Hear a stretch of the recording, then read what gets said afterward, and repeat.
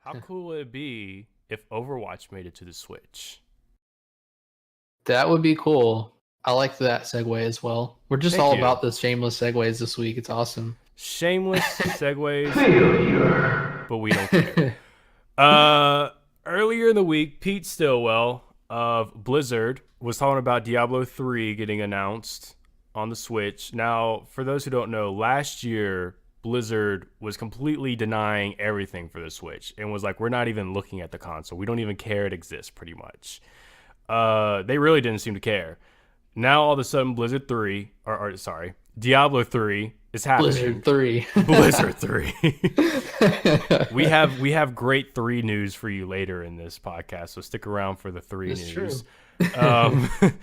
Anyways, Pete Stillwell was doing an interview as they were asking him about Diablo 3 coming to the Switch. They also said, well, what about Overwatch? And he says, or I'm paraphrasing here, that it's feasible and can totally be done if Team 4 wants to, which is a completely 180 turnaround from them saying last year, there's absolutely no way we're putting Overwatch on the Switch. I don't know which people said that. I mean, Team 4 could have been the ones to say that. I doubt it. I don't really see the development teams really giving too much comments, but it's possible, I guess. I don't know. I wouldn't pick it up. I would be very happy to see it on the Switch. I wouldn't because I already have it on Xbox One and PS4. And I use the Switch a lot on the go. But if you use it as a home system more than on the go, and you don't have the other platforms and it comes on the Switch, I think that would be awesome. Yeah. I think it'd be cool. I mean, I'm with you. I have it on Xbox, and I'm actually probably going to buy it on PC very soon because I have people on both platforms that want to play with me. So I definitely don't need it on a third console. And I'm with you. I use the Switch a lot more as a portable device, simply because it can and it runs really, console worthy games on portable. But yeah, no, there's a whole slew of people out there that either are not like us and they budget themselves. They only have a Switch. They don't have any other consoles. They have no plans to buy any of the consoles, and they can play this game now if obviously if that actually happens. So yeah, I mean, I don't think I'd get it, but I feel like they should do it. It'd be really exciting. I feel like it's a good Switch. It's good fit for the Switch. Okay. So I'd be excited to see it get on. Yeah, me too. But shameless segue number 3. Failure. Keeping with the 3 memes still. Speaking of Overwatch, we had a new short featuring D.Va. D.Va. Nerf this. Nerf this.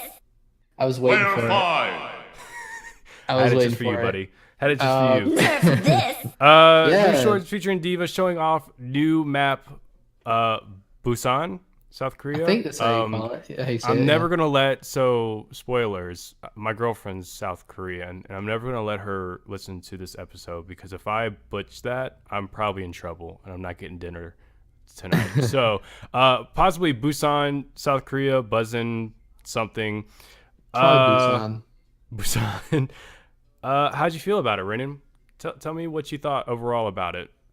Well, just to talk about the short first, I guess. I loved it. I've been talking to multiple people about it that play Overwatch that I know, and a lot of people don't see him to have like as much as the other shorts that have come out, and I definitely understand why.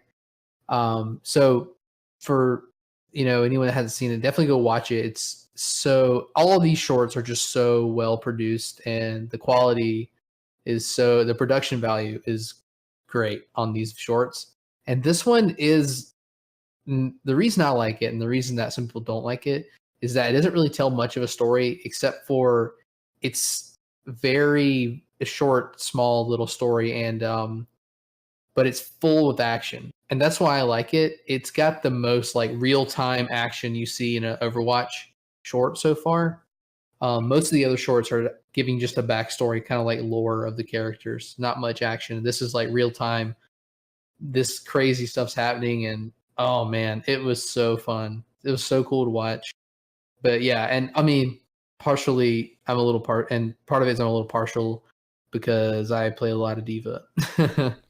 Well, I do think I will say this about the trailer because it was not one of my favorites as far as actually sitting down and watching, but I do think it was the best one with really capturing the surroundings and the scenario of where you were, because I think they did a good rendition of South Korea and adding all the little quote unquote cute stuff that they have, like with the soda drink talking when you open it and all these like quirky things. That's how it is. Yeah. So I thought they did a really good job of capturing the area. Yeah, But it's like you they, said, you gotta. I always like the more story filled ones. Yeah. I will say my favorite is still Bastion's, even though I don't like Bastion as a character in the game. His short was a lot more like story driven and just so adorable in a weird way, I guess.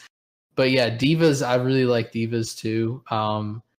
I'll say, like you said, it definitely gives a good snapshot of like the world of Overwatch and South Korea, where these people are existing in the universe. And yeah, so it's not my favorite, but it was so great. I love it so much. So what do you think of the new map? Yeah, so Busan, right off the bat, I'll tell you exactly why I'm excited about it more than most of any of the other maps that have been released. Is it's a King of the Hill map. Well, I think they call it a control map officially from Overwatch, but if anyone's played any, really any shooter out there, it's King of the Hill. It's where you control a point and you have to keep it from the other team. And that just in and of itself is why I'm more excited about it than most of the other maps that they've released, because the games are a lot more, I think. I'm not sure if they're just faster paced, but they're inherently more exciting because they're constantly contention over that King of the Hill spot. But yeah, I find it. I'm really excited about it, and they had the 3 different sections. Sanctuary, which is kind of like a gardens kind of area in South Korea, and then the downtown city area of Busan. And I found that cool, but the best thing is that it's Mecha Base is one of the third sections of the map, and it's Yeah. D.Va's Control Center, which is like where Mecha Squad had their home base and where they were, building the mecha suits and training, which I'm just excited about seeing that. Yeah, it's cool. Overwatch has always done a great job of not only making great maps, but the map making sections of maps or themes of within their maps very, very detailed to such in the story.